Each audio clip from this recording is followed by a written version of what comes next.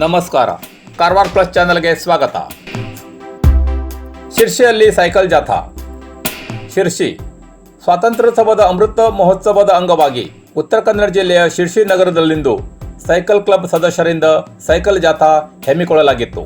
40 ವರ್ಷದವರಿಂದ ಹಿಡಿದು 14 ವರ್ಷದವರೆಗಿನವರೊಂದಿಗೆ ಯುವತಿಯರು ಸೈಕಲ್ ಜಾಥಾದಲ್ಲಿ ಭಾಗವಹಿಸಿದರು.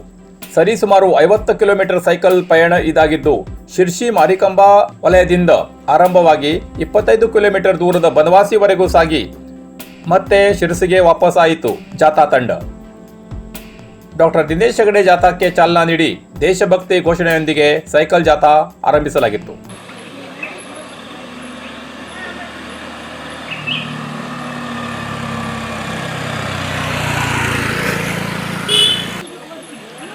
भारत माता की जय, स्वतंत्र हिंदुस्तान की जय, वंदे वंदे फिट इंडिया, गो इंडिया.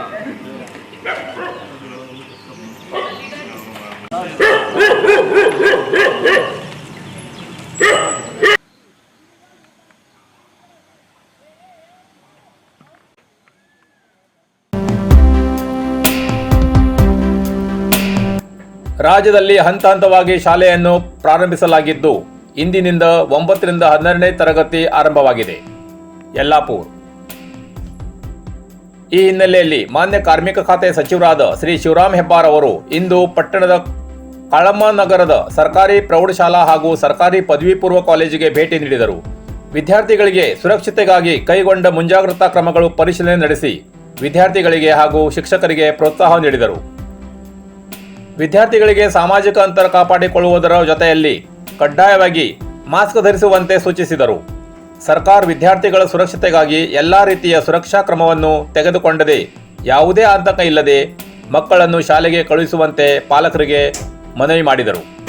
ಈ ಸಂದರ್ಭದಲ್ಲಿ ಕ್ಷೇತ್ರ ಶಿಕ್ಷಣಾಧಿಕಾರಿ ಶ್ರೀ ಎನ್.ಆರ್. ಹೆಗಡೆ ಹಾಗೂ ಬಿಜೆಪಿ ಮಂಡಳ ಉಪಾಧ್ಯಕ್ಷರಾದ ಶ್ರೀ ಶಿರೀಶ್ ಪ್ರಭು, ಪಟ್ಟಣ ಪಂಚಾಯತ್ ಸ್ಥಾಯಿ ಸಮಿತಿ ಅಧ್ಯಕ್ಷರಾದ ಶ್ರೀ ಅಮಿತ್ ಅಂಗಡಿ, ಪ್ರಮುಖರಾದ ಶ್ರೀ ಗಣಪತಿ ಮುದ್ದೇಪಾಲ್ ಹಾಗೂ ಶಾಲಾ ಕಾಲೇಜಿನ ಪ್ರಾಂಶುಪಾಲರು, ಶಿಕ್ಷಕರು ಹಾಜರಿದ್ದರು.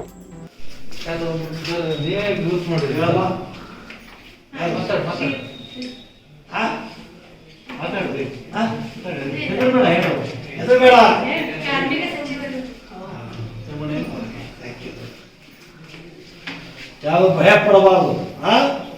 ಮಾಸ್ಕ್ ಹಾಕಿ. ನಿಮ್ಗೆಲ್ಲ ಸ್ಯಾನಿಟೈಸರ್ ಇದೆಯಾ? ನಾಳೆ ಒಂದೊಂದು ಬಾಕ್ಸ್ ಸ್ಯಾನಿಟೈಸರ್ ಕಳಿಸ್ಬಿಡಿ ಸ್ಕೂಲಿಗೆ. ಎಲ್ಲ ಸ್ಕೂಲ್ಗೆ ಒಂದು ಬಾಕ್ಸ್ ಸ್ಯಾನಿಟೈಸರ್ ಚೆನ್ನಾಗಿ ಅಭ್ಯಾಸ ಮಾಡಿ. ಬೆಳೆಸಿವು ಮತ್ತಿದೆಯಾ?